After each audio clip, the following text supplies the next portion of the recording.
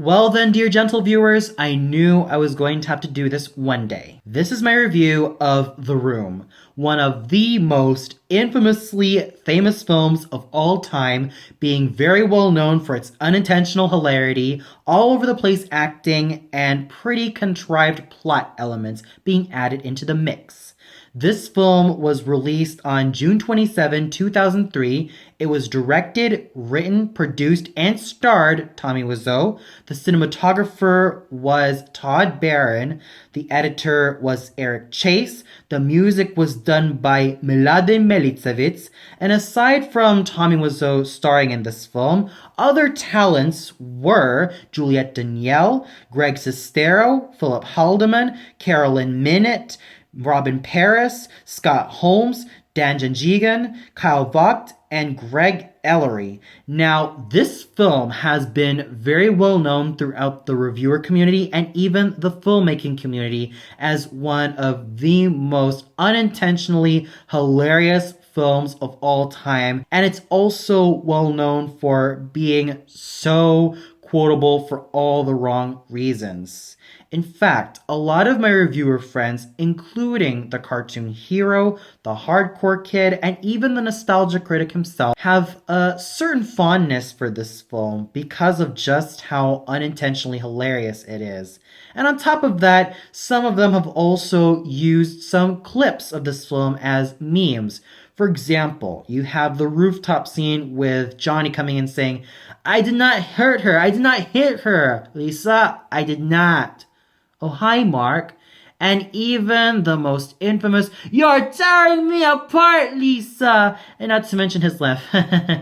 Yeah, those lines alone are the most quotable lines in the entire movie. In fact, a lot of people would say that this film is so bad, it's not only funny, but quite fun and interesting and just grand in its own special way. With that said, let's get on to what I thought about the story. On paper, it does seem like an interesting soap opera plot. But when put into something like The Room, there is one big fat flaw. The entire story lacks cohesion. Plot elements just seem to not glue well together, and a lot of stuff is basically spouted out as exposition to the point where I'm thinking to myself, well, I don't care if you've based this off your novel, Mr. Wiseau, but whatever it is, it seems rather lazily written. And for goodness sakes, there are just some moments in which I wonder, can this film even be more cohesive than that? Because it just seems to fall apart. And sometimes there's padding also being used. The worst offender definitely has to be the sex scenes. Now, don't get me wrong, I do like my sex scenes from time to time, but when it comes to films like this, the sex scenes drag and drag to the point where I'm not even so sure if we're still having a story in terms of this film. And at times, it seems as though that the story is drowned out in courtesy of all the sex scenes going on. And don't get me started on some of the nude shots of Tommy Wiseau's butt crack. It's just not worth my time. I am not gonna show it here, but I'm sure that if you guys would have seen it, it's kind of unappealing. Yeah, but I'm not gonna mince words here. The story lacks cohesion, it lacks a certain establishing plot, it lacks specificity, but at least it does salvage it in terms of being unintentionally hilarious from time to time. But even with that, that still does not excuse the film's shortcomings in terms of its writing and story. In fact, character development is kind of all over the place to minimum to non-existent, and I haven't even talked about the characters yet. The cinematography was at least well done for the most part, even though there were some instances that green screen was being used, which is quite obvious, even though looking at this film, which was made back in 2003, it seems as though that it's kind of running on a really, really low budget, in which Tommy Wiseau basically invested $6 million into this film, and the results turned out mediocrely in terms of its overall cinematography. There's nothing that really stood out, but it's not too bad at all. Heck, I even like the cinematography here better than the ones found in Birdemic 1 and 2. You can definitely forget about the cinematography in those two films because at least with this, it's better by, I have to say, a pretty good long shot. Not a mega long shot, but a pretty good one at that.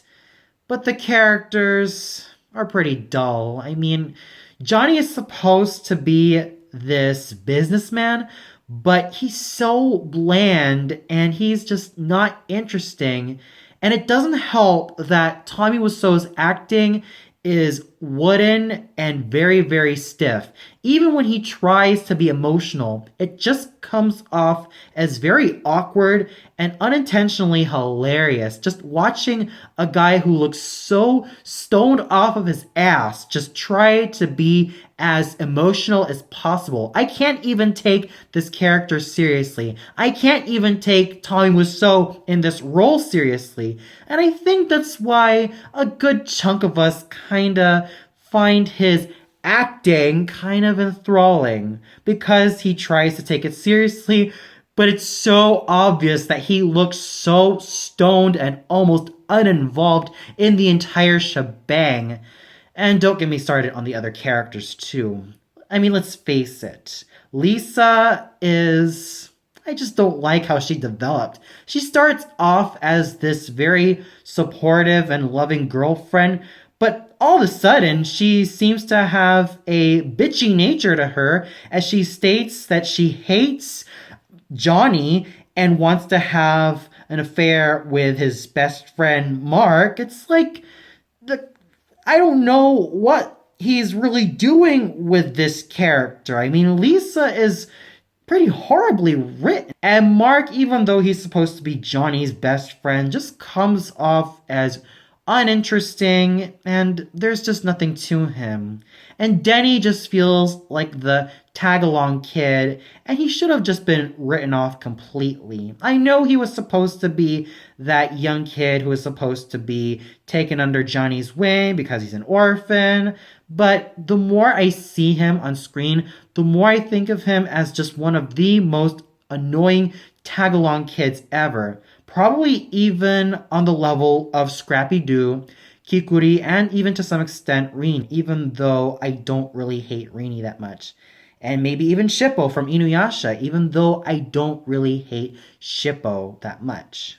But honestly, Denny just feels more like a tag-along kid, and more importantly, a throwaway character. Claudette is definitely one of the more interesting characters in this film, as I've also been participating in the live stream with Tony and the other Robert, and they definitely agreed. Claudette was definitely the most interesting character in this film. Just the fact that she was able to be as straight-minded and firm with her own daughter as possible makes us say that she deserves to have her own spin-off. And the other characters are just bland and forgettable, and there's just nothing to them. So the best character in terms of the overall impact, and let alone default, was of course Claudette, Lisa's mother. And the acting, aside from Tommy Wiseau's really wooden acting, which can get rather grating from time to time, the other actors don't really stand out. They try their best given the circumstances, but I have to say that the one who does the best is the woman who played Claudette, and her name was Carolyn Minute. She was definitely the one that pretty much carried the weight in the entire shebang. All the other actors did try, but it was just too little too late, and their performances were nothing special in my opinion. So overall, with the overly incohesive storyline, the cinematography being pretty okay, the characters not really leaving a huge impact on me, and the acting being all over the place thanks to Tommy Wiseau's brand of acting in which he just comes off as flat, drunk, and high, and even flatter in the more emotional scenes. I just feel rather torn apart.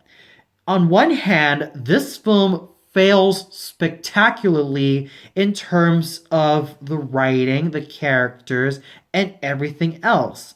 But on the other hand, it's at least a film that can be quite enjoyable if you're looking for some empty laughs. I can't say the same thing about Tarzan 2013. My interest with that film, saying that it's unintentionally hilarious, has actually waned away. And I actually found The Room kind of unintentionally hilarious more than the other films I've been watching. It's okay for a few laughs here and there, but if you are a serious film fan, then you might as well just watch this on how not to write your stories. You might as well just watch it for just how pretty good the cinematography is, but not for the overall storytelling, because the character development found in this film is almost non existent. So, with that said, I give The Room a 1 out of 5 stars. I know I seemed rather harsh, but it's just because that the overall quality of the film just slipped apart rather miserably. But the one thing that rather saved it is one decent actress in the form of Carolyn Minute, playing very decently as Claudette, the mother of Lisa, and its unintentional hilarity. And with that said, I am done with these type of films for now. I mean, talk about having to review Birdemic, its sequel, and now this. Doing this for 3 straight days has definitely drained me. But I want to salvage all that. So tune in tomorrow for my review of the film version of Wagner's Der Fliegende Holländer, starring Donald McIntyre and Katharina Legenza. So until then, good night, everybody.